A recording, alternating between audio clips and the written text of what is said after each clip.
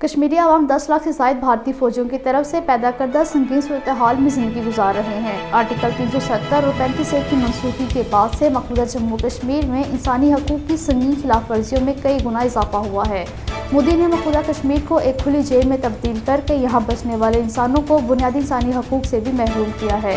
کشمیری عوام کو بغیر کسی جواز کی گرفتار، ان کے خلاف کالے قوانین کا اطلاق عمل میں لائے جانے کے علاوہ انہی ظالمانہ قوانین کی آڑ میں ان کی نجی املاک پر قبضہ کیا جاتا ہے۔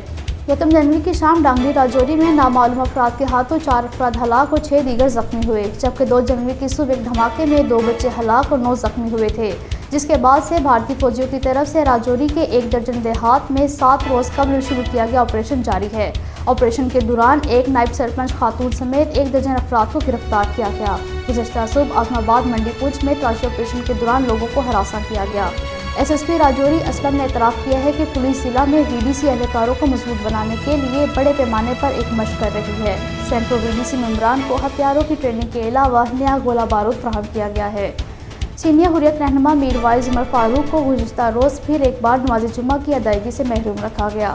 واشنگٹن میں قائم ورلڈ کشمیر اویئرنیس فورم نے واشنگٹن اور نیو یارک میں موبائل ڈیجیٹل ٹرکوں کے ذریعے پیغامات کی تشہیر کر کے کشمیری عوام کو ان کا حق خود ارادہ دلانے کے لیے ان سے کیے گئے اپنے وعدے پورے کرنے کا مطالبہ کیا ہے۔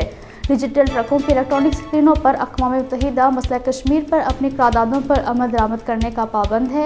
آزادی سب کے لیے، آزادی کشمیر کے لیے، مقبوضہ کشمیر میں بھارتی فوجی اور آبادیاتی دہشت گردی بند کرو اور مقبوضہ کشمیر میں جنگی جرائم پر بھارت کو جواب دہ ٹھہرایا جائے جیسے پیغامات درج تھے۔ برطانیہ میں سرگرم کشمیری رہنما راجہ نجابت حسین نے کہا ہے کہ اقوام متحدہ مسئلہ کشمیر کے حوالے سے اپنی تمام تسلیم شدہ قراردادوں پر عمل درآمد کروانے میں مکمل طور پر ناکام ہو چکی ہے۔